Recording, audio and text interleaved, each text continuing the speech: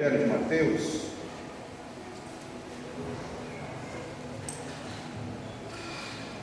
no capítulo 7,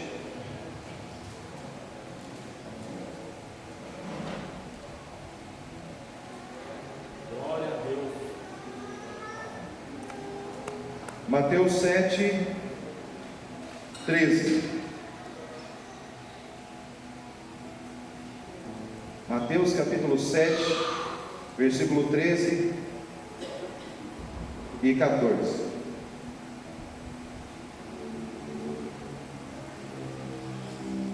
Mateus 7, 13 e 14. Está todo mundo me ouvindo alto e claro aí? Mais alto do que claro ou mais claro do que alto?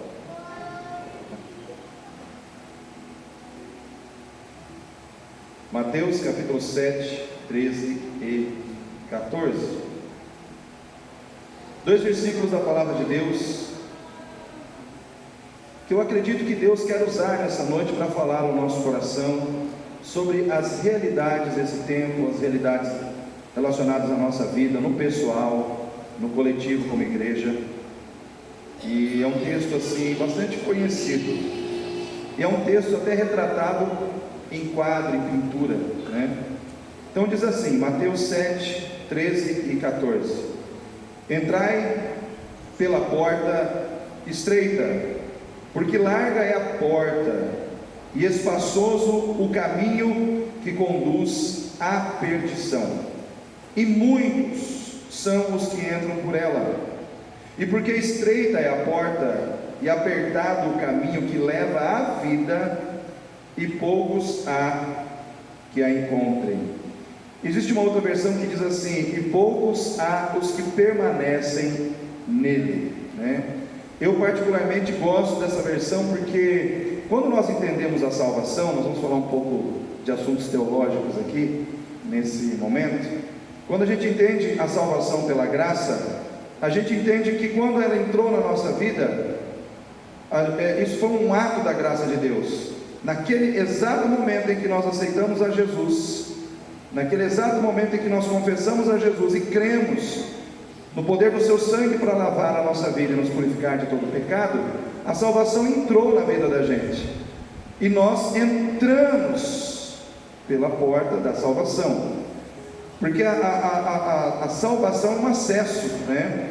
É um acesso a muitas coisas, é um acesso ao céu, é um acesso a uma nova identidade, é um acesso a um processo de libertação, porque a gente fala assim, cura interior.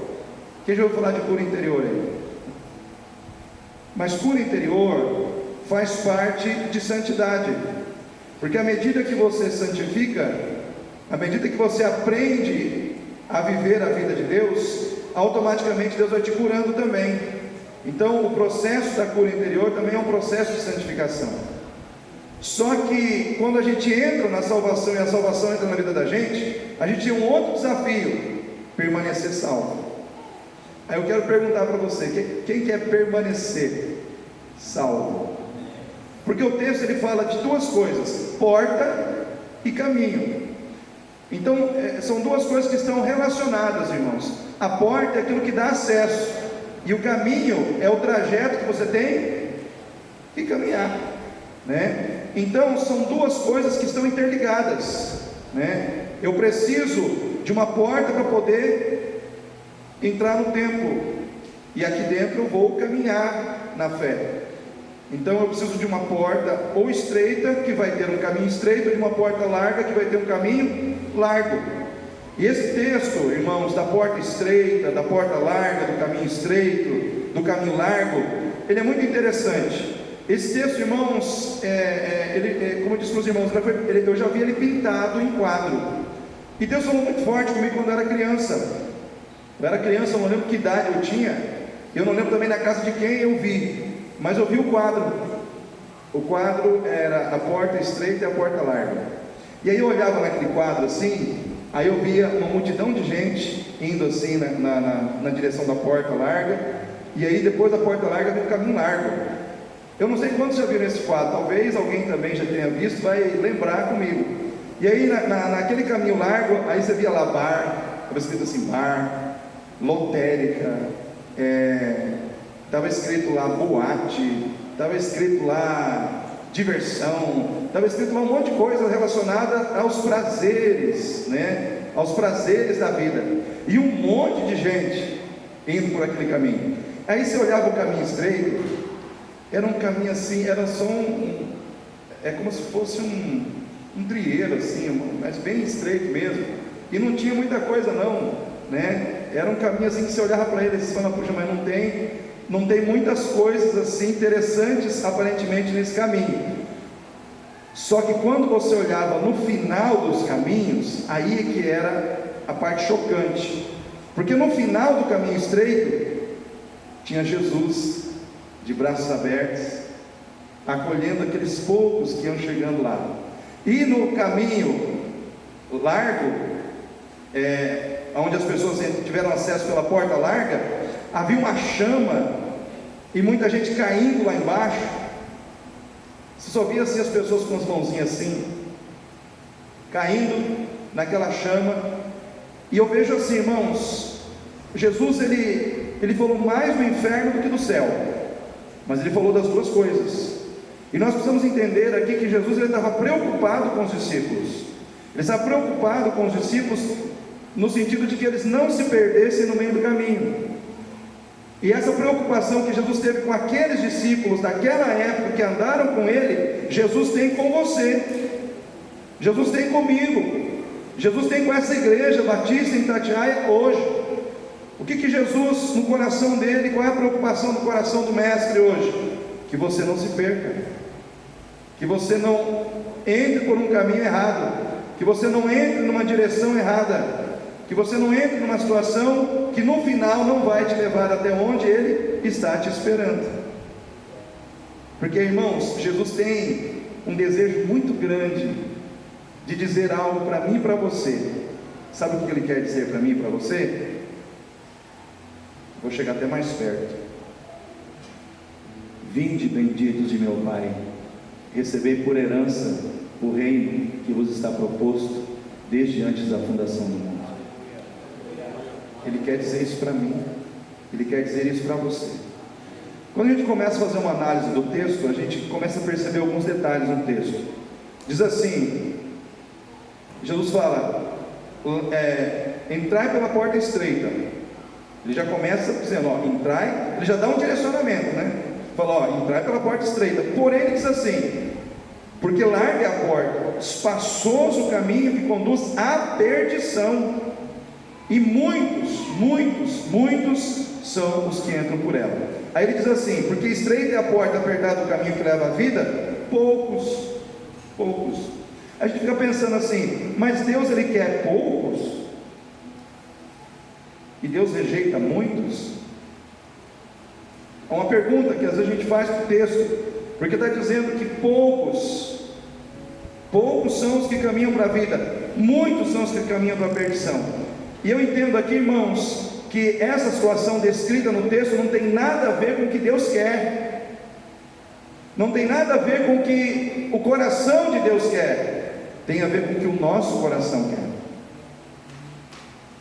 Porque o que acontece? Não adianta Deus preparar o melhor para nós e nós não desejarmos aquilo para a nossa vida.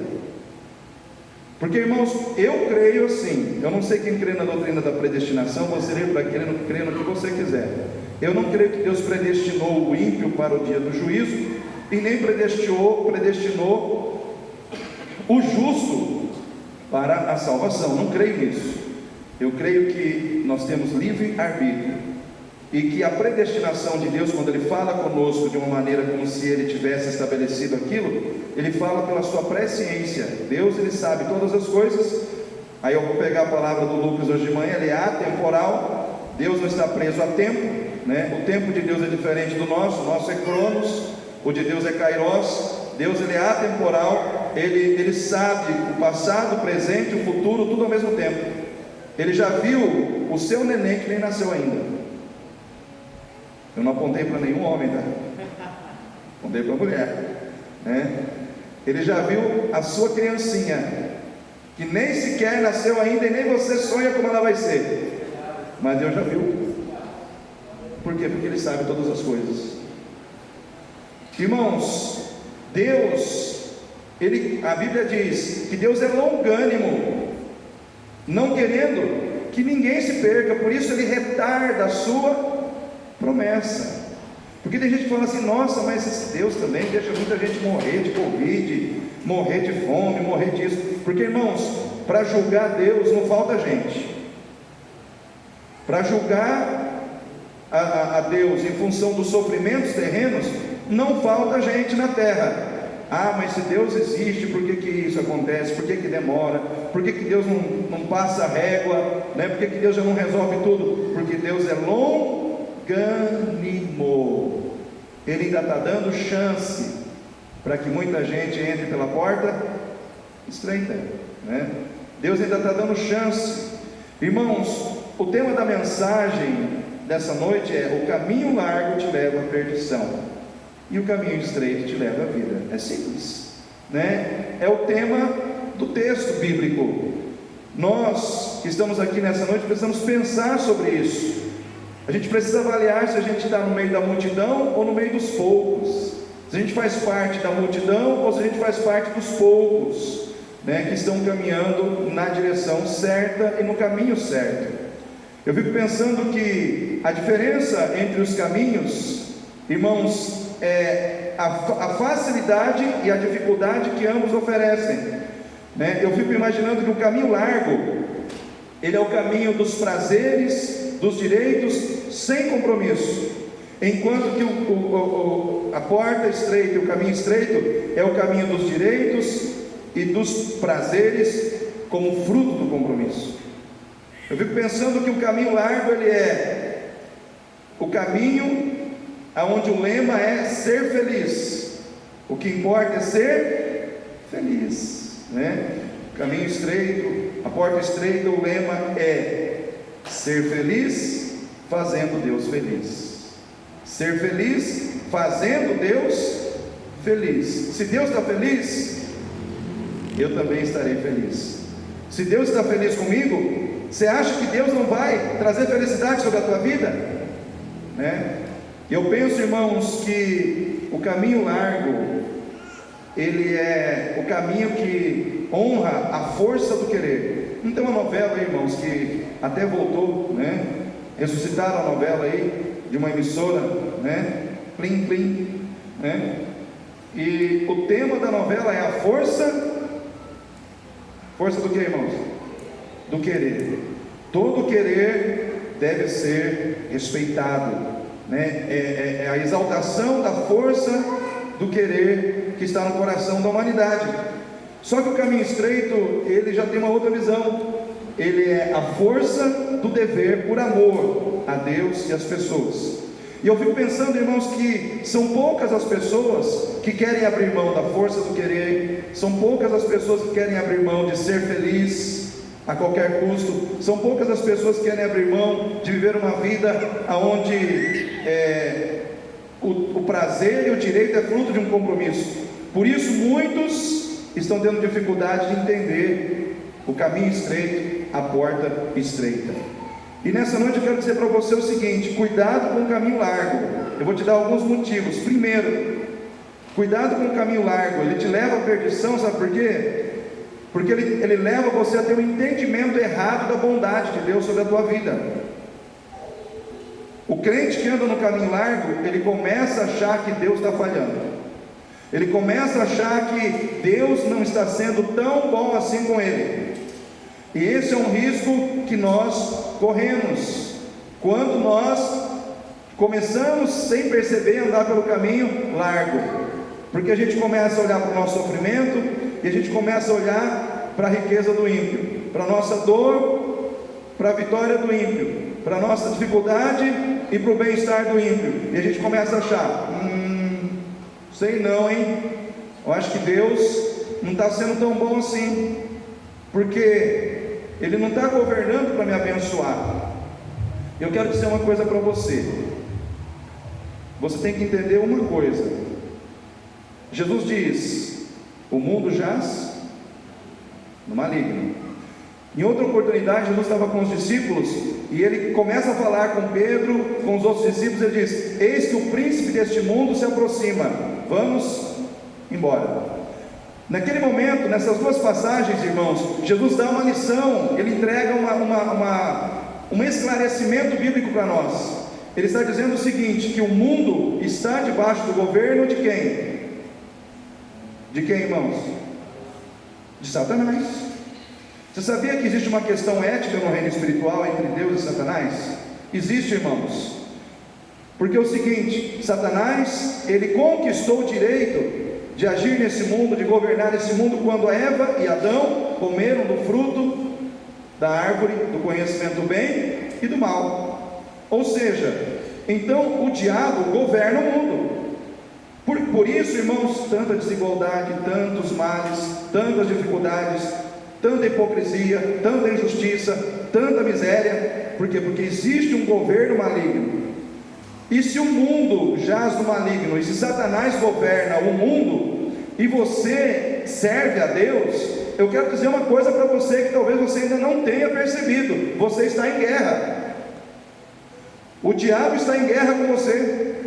O diabo, ele quer destruir sua casa, ele quer destruir seus filhos, ele quer destruir sua família, ele quer destruir a sua vida. Por quê? Porque ele tem o governo do mundo. Então ele trabalha situações e circunstâncias para que ele possa te atingir de alguma maneira. Só que eu quero dizer eu quero dar uma outra notícia para você. O diabo, ele tem o governo do mundo, mas Deus tem o governo do universo. Aí o que acontece? Quando o diabo, ele age para te destruir, Deus usa o governo soberano dele e entra com providência e libertação na sua vida. É por isso que você está em pé. Então muitas vezes você olha para as machucaduras que você está tendo, porque você está na guerra, e você acha que Deus não está te abençoando, que Deus não está te livrando. Só que Deus está fazendo muito mais do que você imagina pela sua vida. Porque, queridos, o diabo governa o mundo, Deus governa o universo. E por tua causa, ele entra muitas vezes, ele age muitas vezes para impedir que Satanás destrua você, destrua a tua vida, destrua a tua casa. Irmãos, Asaf, ele foi um dos grandes ministros de música do Velho Testamento. No Salmo 73, é o Salmo de Asaf. Se você ler lá, depois você vai ler lá, só para tirar a dúvida do que eu vou falar. Lá no Salmo 73 fala que Asaf, ele estava chateado com Deus. Ele começa a falar assim: mas o ímpio, ele prospera. O ímpio, até os filhos dele já nascem bronzeados. O ímpio, ele dorme tranquilo, ele põe a cabeça no travesseiro, ele descansa. Eu todo dia sou afligido. Asaf diz assim: eu todo dia de contínuo sou afligido. Mas o ímpio, ele é violento, ele é soberbo, ele é nécio, ele fala um monte de besteira e todo mundo aplaude ele. Se eu falo uma coisa só, todo mundo me critica. Aí Asaf, de certa forma, ele começa a dizer assim no seu coração: não vale a pena ser crente, não vale a pena servir a Deus, porque eu estou vendo o ímpio crescendo, prosperando na maldade, e eu estou pagando o preço de ser fiel a Deus, de servir a Deus, e todo dia eu sou afligido. E ele vai nesse discurso aí, até um determinado momento em que ele chega na parte em que ele diz assim: até que eu entrei no templo e contemplei o fim deles, aí então eu compreendi que eu sirvo a um Deus poderoso, e que eu estou debaixo da bênção e eles estão debaixo da morte. Irmãos, às vezes nós, por estarmos às vezes envolvidos com a mentalidade do mundo, nós permitimos que o mundo nos leve a pensar que Deus não está agindo em nosso favor, porque nós começamos a olhar somente para aquilo que nós temos nesse mundo, somente para aquilo que é bom aqui. E nós não percebemos, irmãos, o que nós temos na eternidade e quem é Deus na nossa vida. Eu quero dizer para você, na sua angústia, na sua crise, no seu dilema pessoal, o ímpio ele pode ter muitas coisas que você não tem nesse mundo, mas você tem um Deus que tem todas as coisas. Você tem um Deus que pode todas as coisas por você, e você tem um Deus que te garante na eternidade. Queridos, muitas vezes nós, como crentes, somos tentados a entrar pelo caminho, irmãos, largo, aonde nós começamos a olhar para a nossa dificuldade, para o nosso problema, e começamos a nos frustrar e a desanimar e a perder o vigor da nossa fé. Quantos crentes hoje têm perdido o vigor da fé, o ânimo da fé? Por quê? Porque estão se deixando contagiar por uma mentalidade centralizada nas coisas deste mundo, e não naquilo que Deus tem preparado para nós, e não em quem nós somos em Deus.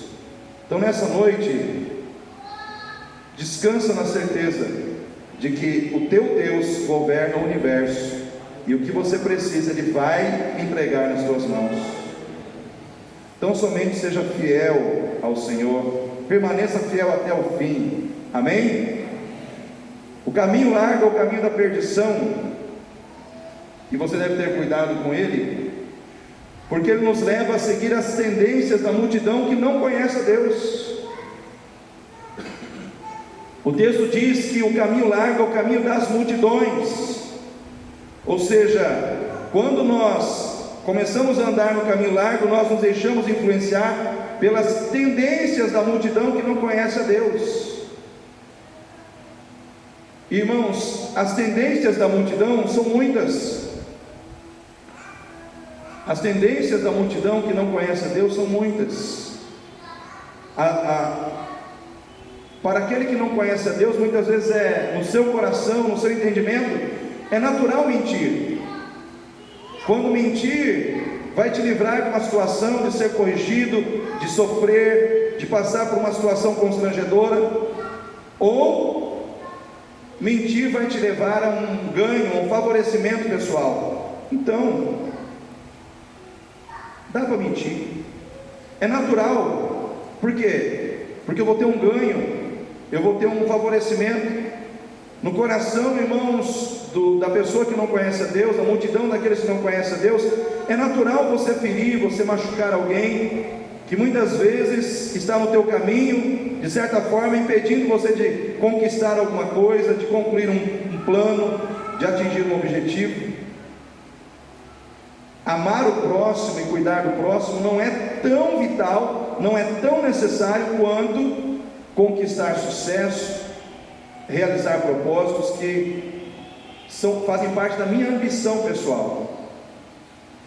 É uma tendência da multidão muitas vezes pensar assim: eu posso ser quem eu quiser, para que eu vou ser uma pessoa só? Eu posso ser uma pessoa aqui, amanhã eu posso ser outra pessoa, eu posso curtir a vida. Por quê? Porque a vida é o hoje, a vida é o agora. Não existe esse negócio de inferno, não existe Deus, não existe condenação. O que importa é o agora. Irmãos, o ímpio, para ele muitas coisas são naturais. É natural para um ímpio colocar um chapeuzinho de bruxa no dia 31 de outubro e festejar o Halloween, festejar o dia das bruxas ou dos bruxos, sem se preocupar com o aspecto espiritual negativo que isso possa trazer sobre a sua vida, ou com a influência negativa que isso possa trazer sobre a sua vida, sobre os seus filhos. Para um ímpio ou para uma pessoa que não conhece a Deus, é natural colocar uma árvore de Natal no Natal lá, cheia de bolinha, uma estrela, sem se preocupar se aquilo lá está promovendo a mentira ou a verdade do Natal, sem se preocupar se aquilo lá é verdade ou mentira. Ah, mas fica tão bonito, pastor, dá até um requinte, fica charmoso o ambiente. Irmãos, mais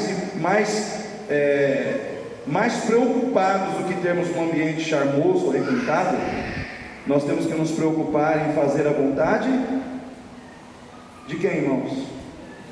de Deus. O caminho largo é tudo isso, irmãos. O caminho largo é aquilo que vai fazendo de você alguém parecido com as pessoas que não têm compromisso com Deus, fazendo de você uma pessoa parecida com aquelas que não conhecem a Deus.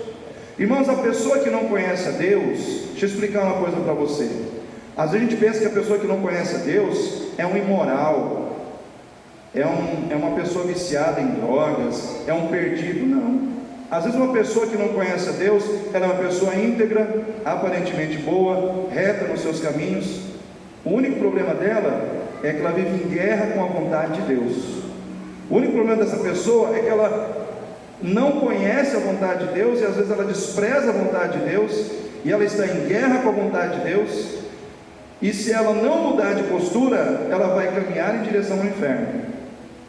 Só que eu e você temos um problema em relação a isso. Nós temos uma situação que eles não têm. Eles não têm conhecimento da palavra de Deus, mas nós temos. E o bicho pega. Por quê? Porque eles erram por ignorância, nós erramos por rebeldia. Vou repetir: eles erram por ignorância, eles são ignorantes, eles não têm conhecimento da verdade. Eles precisam ser informados, eles precisam ser resgatados do engano. Agora você não.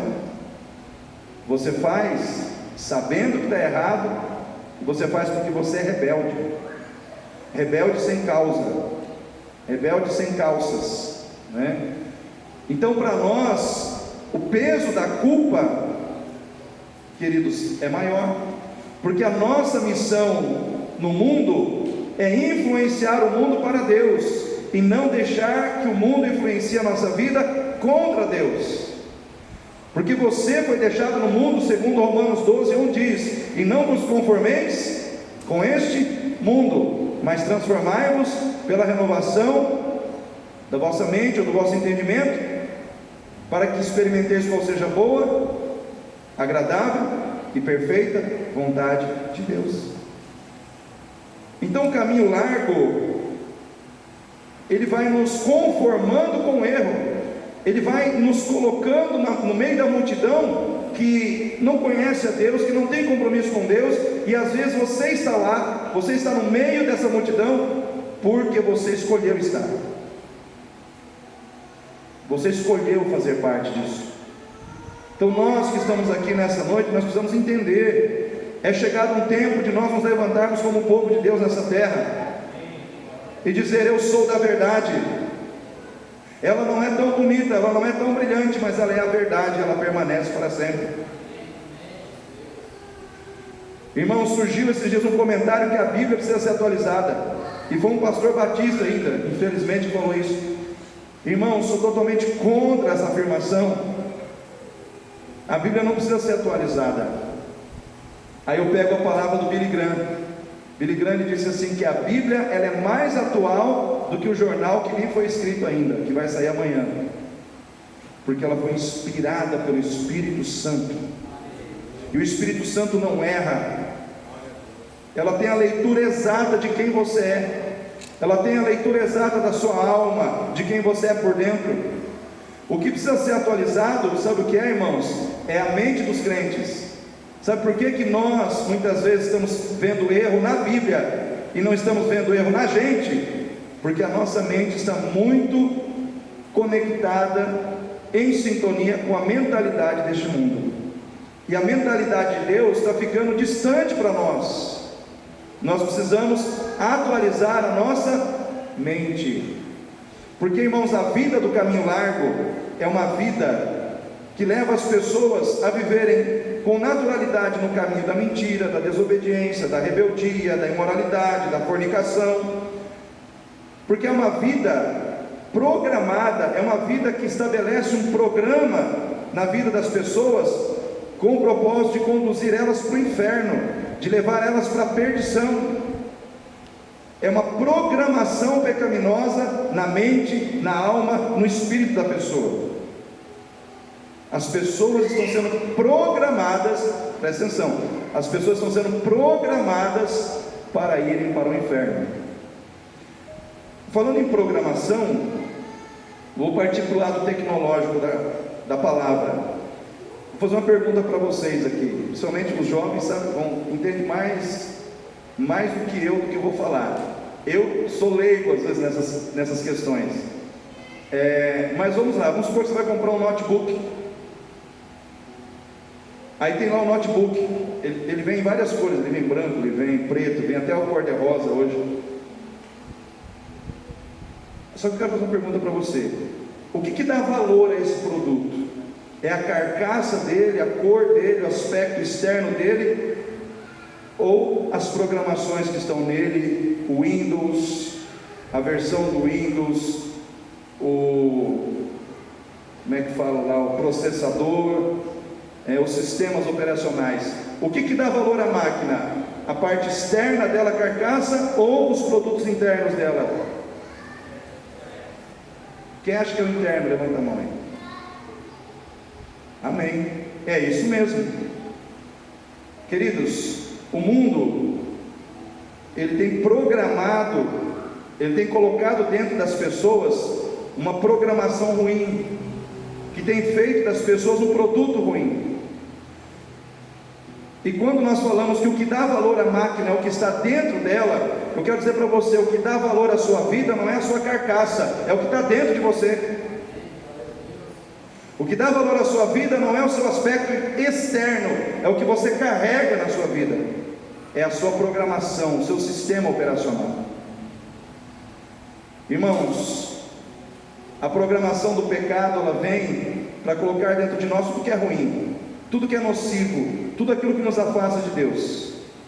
Só que Jesus, ele veio, ele arrancou esse programa ruim do pecado e colocou em nós o programa da graça, o programa da vida. Ele fez uma formatação na nossa vida, arrancou tudo aquilo que era antigo, ultrapassado e condenado, e colocou em nós um novo programa, o programa da vida de Deus.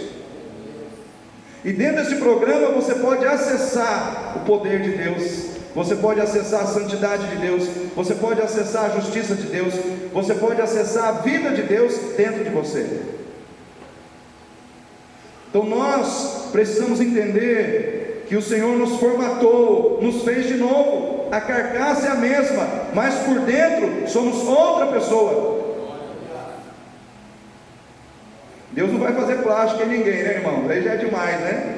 Ô Senhor, me salva, mas também tira as gordurinhas, né? Afina o meu nariz, faz aí um... Não é assim, né, irmãos? Então Ele vai salvar o espírito. Agora a carne você tem que cuidar dela. Aí é responsabilidade sua, né? Mas por dentro Ele deu um novo valor para a tua vida. Ele escreveu o seu nome no livro da vida. Está lá. Ninguém pode arrancar de lá. Então o caminho da perdição, ele te leva a viver no meio da multidão. Você se sente bem quando você está com a multidão, mas quando você está com os poucos que servem a Deus, parece que é chato. É chato estar com o povo que serve a Deus. Esse povo que serve a Deus é meio sem graça, não fala palavrão. Esse povo que serve a Deus não dança, não bebe, não fuma, né? Mas eu quero dizer para você, querido, esse povo que serve a Deus tem um Cristo esperando por eles no fim do caminho. Eu quero perguntar para você: onde você fica mais feliz? No meio da multidão ou no meio dos povos que servem ao Senhor? Onde você tem mais alegria? Você tem alegria quando você está na igreja orando? Você tem alegria quando você está na igreja buscando a Deus em oração, ouvindo a palavra, como nós tivemos aqui agora há pouco, em adoração? Maravilhoso, irmãos, estar em adoração na presença de Deus, sentindo o toque do Espírito Santo nos quebrantando a alma, nos quebrantando por dentro. Maravilhoso.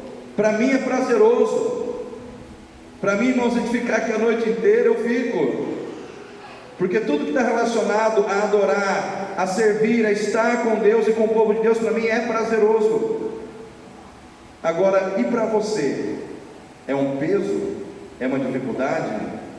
Mas quando você está lá fora, no meio da galera, no meio da multidão, que fala palavrão, que bebe, que questiona, que fala mal de Deus, lá você fica feliz, lá você se solta, lá você fica mais tranquilo. Se está acontecendo isso com você, você está com um vírus na sua vida, na sua programação de vida. Porque assim como tem vírus que entra em computador e bagunça tudo, às vezes na vida do crente também entra vírus espirituais, que nós precisamos limpar da nossa vida. Cuidado com o caminho da perdição, porque o caminho da perdição, terceiro ponto, o caminho da perdição, ele te leva ao engano, aonde você vai viver assim, achando que você está vivendo de modo correto, sendo legal com todo mundo, vivendo a filosofia do meio termo. Vivendo a filosofia do meio termo. Pastor, o que o senhor quis dizer com isso? O que é a filosofia do meio termo? É aquela situação onde você, eu estou na igreja, eu vou ser legal com o povo da igreja, eu vou fazer o que o povo da igreja faz. Eu estou no mundo, eu também vou ser legal com o pessoal do mundo, e o que o pessoal do mundo está fazendo, eu vou fazer também. Ou seja, eu quero agradar a todos. Irmãos, não funciona. Eu quero dizer uma coisa para você. A palavra de Deus diz que quem fica no meio termo, a Bíblia chama ele de morno. Isso está escrito lá no livro do Apocalipse para a igreja de Laodiceia. E a palavra de Deus para os mornos não é boa. A palavra de Deus para o morno é: estou prestes a vomitar-te da minha boca, porque não é quente e nem frio, e morno és. Porque o morno é aquele que fica dividido entre as situações de um lado e as situações do outro lado. Não se define. O crente morno é aquele que fica no meio termo. E ser morno, irmãos, ser morno é estar prestes a ser vomitado por Deus. Uma igreja morna é uma igreja negligente, é uma igreja, irmãos, que não evangeliza, é uma igreja que não serve. Uma igreja morna é uma igreja indiferente, é uma igreja apóstata. Irmãos, ser morno é um perigo, porque o crente morno, que está dividido entre Deus e o mundo, ele fica assim. Tem dia que ele é de Deus. Quando ele é de Deus, ele fala a verdade, ele se compromete, ele louva, ele canta. Mas quando ele está no mundo, aí ele mente, ele age com desonestidade. Ou seja, na vida dele tem as duas coisas. Você encontra a verdade, a mentira, você encontra a desonestidade, a honestidade. Por quê? Porque ele está no meio termo. Irmãos, querer ser legal com todo mundo não dá. Às vezes, para agradar a Deus, você vai ter que desagradar algumas pessoas. Não tem jeito. Não tem jeito. O que Deus quer dizer para você nessa noite? Não seja morno.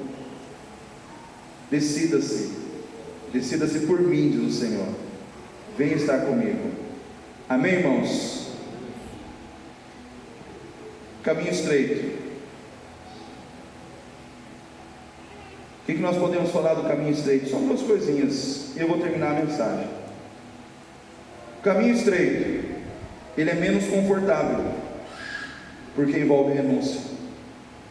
Irmãos, por que o caminho estreito ele é menos confortável?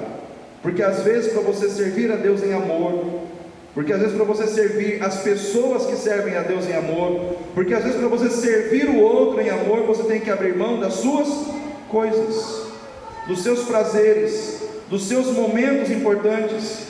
Às vezes, servir a Deus, andar pelo caminho estreito, muitas vezes é você deixar de estar com a sua esposa, com os seus filhos, para estar muitas vezes no ensaio, sábado à tarde, tocando na igreja, ralando o peito, né? Às vezes, para você viver o caminho estreito, você tem que deixar às vezes de ir num shopping que você gostaria, não é pecado ir, para poder visitar alguém que precisa que você vá lá visitar e orar por aquela pessoa. Mas você tem que ir. Às vezes, andar pelo caminho estreito é você deixar, às vezes, de celebrar uma data comemorativa importante na tua vida ou na vida de alguém que você ama, para de repente cumprir um compromisso que você fez com Deus ou com o ministério que você tem que estar ali. E isso tudo dói.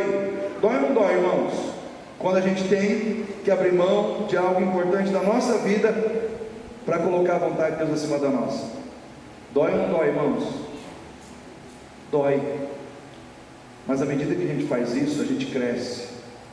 A gente aprende a viver mais em Cristo, a gente aprende a viver mais por Cristo e menos centrados em nós mesmos.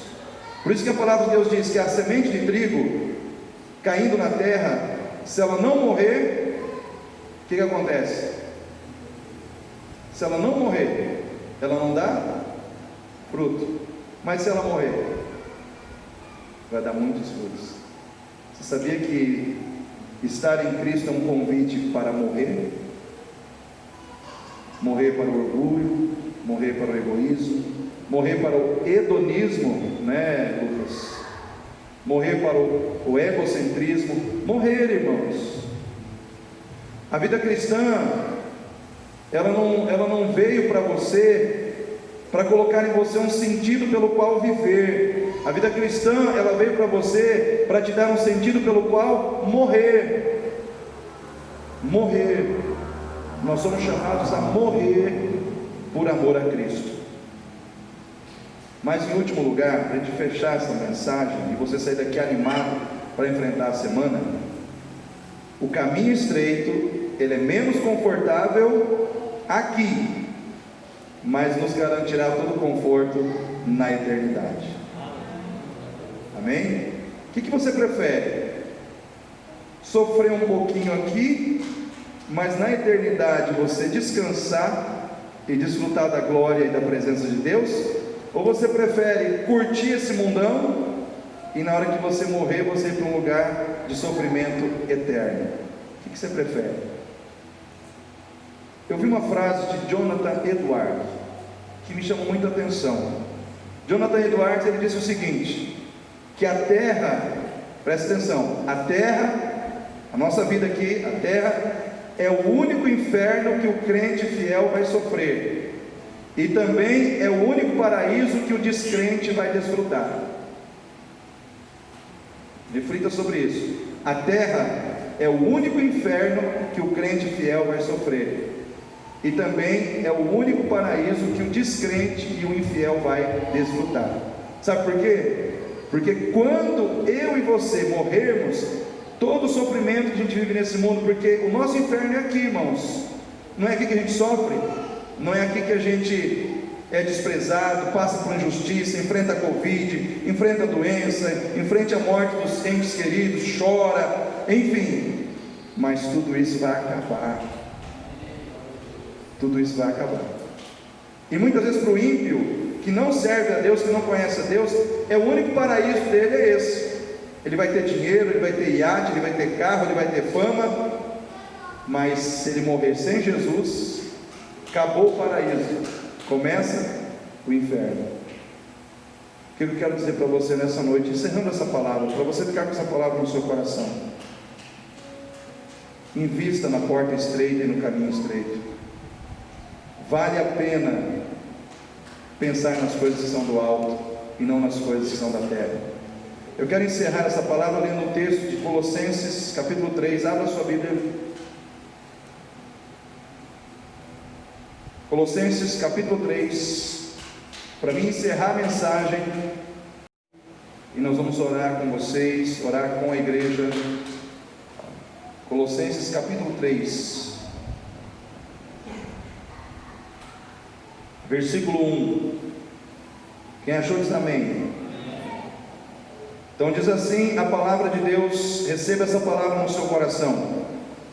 Portanto, se já ressuscitastes com Cristo, buscai as coisas que são de cima, onde Cristo está assentado à destra de Deus.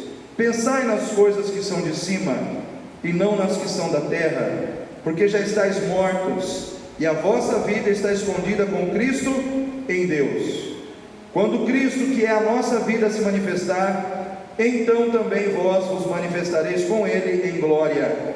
Mortificai, pois, os vossos membros que estão sobre a terra: a fornicação, a impureza, a afeição, desordenada, a vil concupiscência e avareza, que é a idolatria, pelas quais coisas vem a ira de Deus sobre os filhos da desobediência, nas quais também em outro tempo andastes, quando vivíeis nelas, mas agora despojai-vos também de tudo, da ira, da cólera, da malícia, da maledicência, das palavras torpes da vossa boca. Não mintais uns aos outros, porque já vos despistes do velho homem com seus feitos, e vos vestistes do novo, que se renova para o conhecimento, segundo a imagem daquele que o criou. Amém, igreja? Essa é a proposta de Deus para você, essa é a proposta de Deus para a minha vida. Vamos nos despojar de todo o vírus maligno do pecado, que muitas vezes o inimigo quer introjetar na nossa vida, para bagunçar a programação da vida de Deus em nós. Deus te levantou para ir com Ele morar no céu. Deus te levantou para você ser alguém feliz nessa vida e mais feliz ainda na eternidade. Então nessa noite receba essa palavra de Deus no teu coração, como palavra de vitória, como palavra de bênção nessa noite. Fica firme, porque o Senhor é contigo. Amém? Vamos ficar em pé.